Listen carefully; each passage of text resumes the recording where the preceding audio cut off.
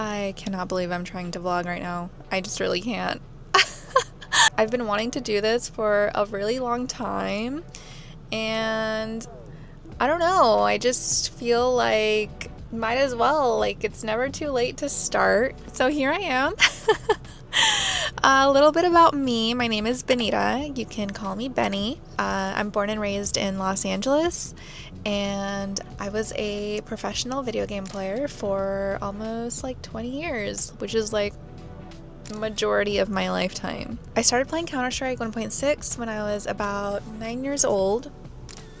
I started really young, and then I signed my first contract at about age 15 with an organization called SK Gaming Ladies.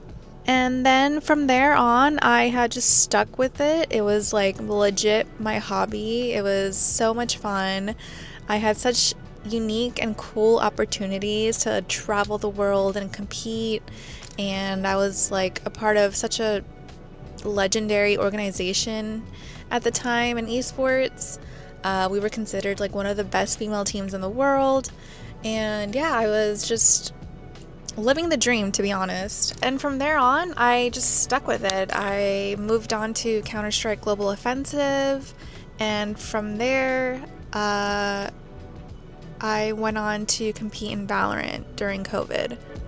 Benita just does it all! Basically done it all, almost, in that category. A lot of accomplishments under my belt, a lot of first places, a lot of losses, a lot of ups and downs. I was one of the founding members of CLG Red, which was one of the first fully sponsored female teams in CSGO at the time. Fully sponsored as in we were able to make it our living. We had lived in a gaming house, we had contracts, a salary, everything really covered, just for us to compete. And yeah. And then when Valorant came out, I automatically switched right away, and that's when I had founded the Valorant team for CLG. And from there, I went on to play for Shopify, and then I stopped playing.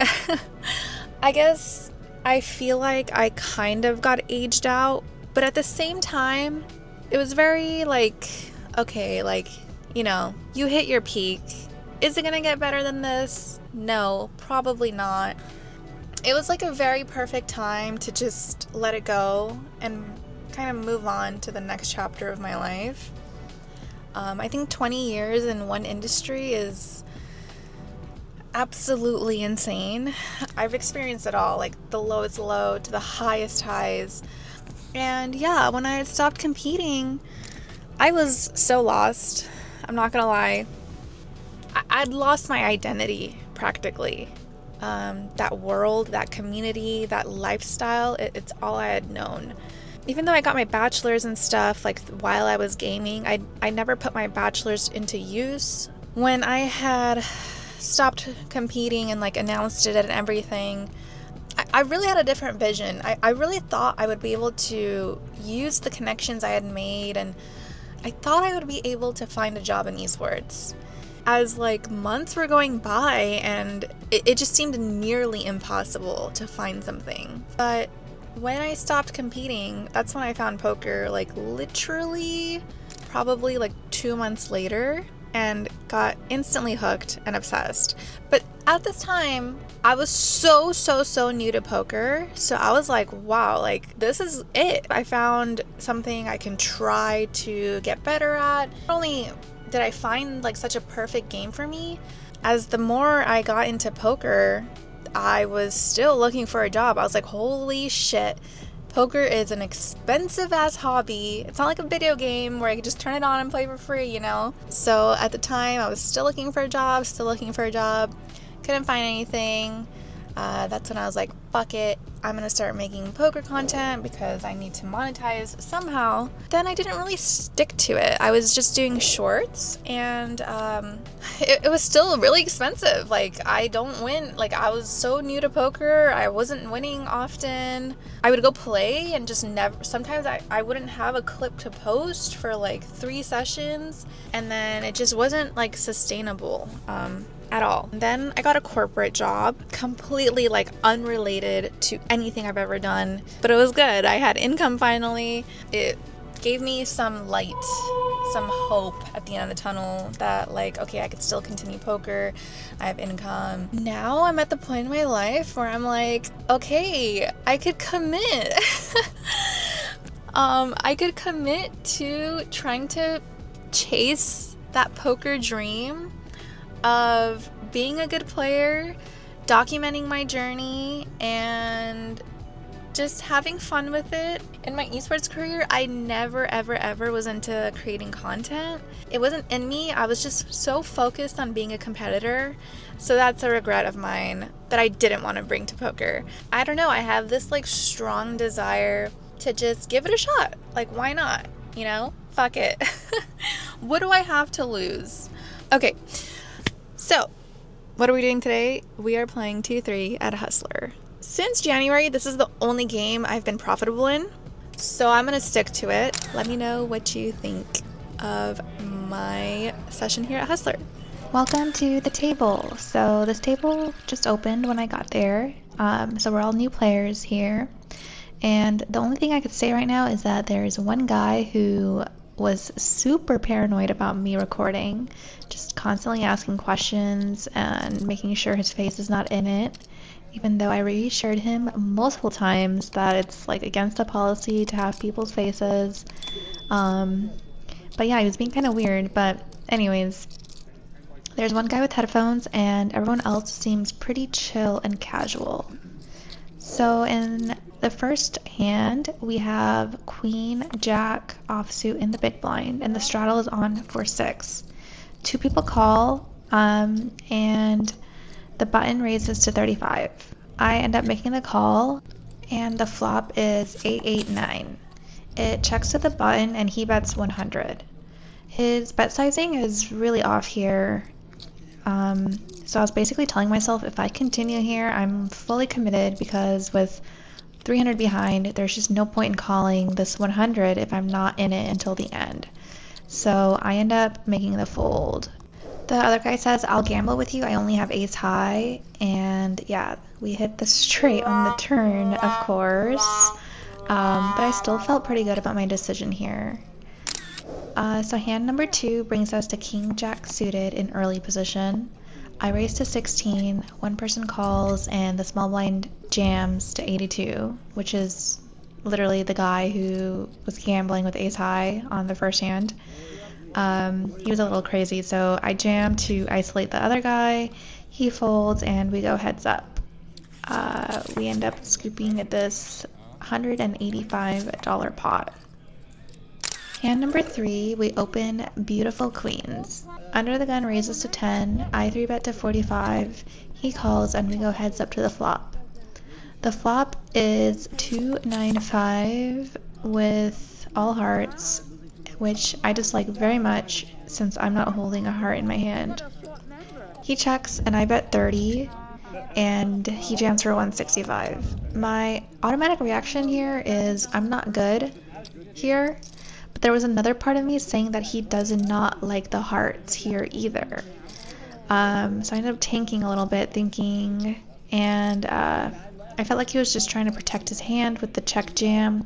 So I ended up tanking for a long time, knowing that if I call, I most likely beat, but I end up making the call, and he had flopped a set with no hearts. My initial thought process of him not liking the hearts was on point, but at the end of the day, my call with no hearts in my hand was pretty bad. So I'm starting to get a vibe of the table, and honestly, for the most part, it's pretty chill, and nobody seems to be like super good. So I get a little frisky here under the gun with Queen 7 of diamonds. I raise to 12, and 3 people call. We flop 2 pair, and it checks all the way around to the button, and he bets 30 with about 120 behind. I end up jamming, he calls, and we're good. I honestly have no idea what he had. That guy was just wild. Hand number 5 brings us to King Jack offsuit. I raise to 15, 3 people call. We completely whiff the flop, and I bet 20 to just continue my story, and the guy to my left only has like 15 behind, so he's all in, and the other guy makes the call. The turn is a queen of hearts, and I keep it going with a $40 bet, assuming he has an ace high or a draw. He ends up folding, and I somehow win this hand with king high. I'm not sure what the guy with the short stack was doing. This next hand is pretty juicy. So I'm on the button with 8-6 off, and the cutoff makes it 15. We get 4 people to the most beautiful flop I have ever seen. We got the nuts, and it checks to me where I bet 20. We get 2 callers, and the turn is a complete brick, 2 of hearts. It checks to me again, and I bet 55. Now, in hindsight, the 2 of hearts is such a brick card that I could have checked here and seen how much my opponents wanted to keep putting in. This guy ends up raising me to 155. I jam to get the money in right now, hoping he had flopped a set, and he unfortunately goes into the longest tank ever. He ends up folding his hand and later told me he had pocket 6s. I was a bit mind blown when he had told me he had pocket 6s, because I just don't understand why he would raise me. But regardless, I definitely should have just called his raise and continued to see if he kept putting the money in.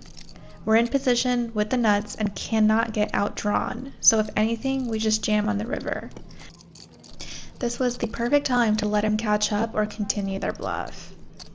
This last hand is a dream. We're about 2 hours in with approximately 500 behind when I open King 9 suited in the hijack. 3 people are in for 10, so I call as well. Button raises to 30, 2 people call, so I definitely have to call now. The flop is King King 5 with 2 hearts, and we all check to the aggressor. He continues for 60. It folds to me and I make the call. The turn is the most beautiful king of clubs. I check and he bets 150. I'm just like, what is going on here? I make the call and the river is a queen of spades. I check again and he jams. To be honest, I felt kind of bad because I can't even begin to tell you what he's holding. It is very much possible pocket 5s, but throughout my time here, this player could have had ace high or something just super random. He was doing like really random things. His bet sizing was really off the entire game, so I feel like he was just trying to use the power of position here. He has to ask himself, what am I calling a $150 turn bet with? Because we're going to be putting all the money in at the river anyways. The pot is just extremely bloated at this point, and yeah, I'm not sure if he realized what's going on. But anyways, dream spot for me, and honestly, the perfect way to end my session. Well, that was really fun. In for 500, cashed out 1285. I can't believe I turned quads and this guy was just putting his money in for me. That felt so good. I was like in shock. Internally, not externally. Yeah, so far 2-3 Hustlers is the only game I could still beat. I haven't lost a session there in like since like February, I think. But to be honest, my sample size is really small. I don't play that much. It's really far from where I live. So yeah, anyways, I hope you guys enjoyed the vlog. I plan to upload every Thursday. I hope I could stick to it. I really do hope. I'm gonna try my best. So yeah, I will see you in the next one.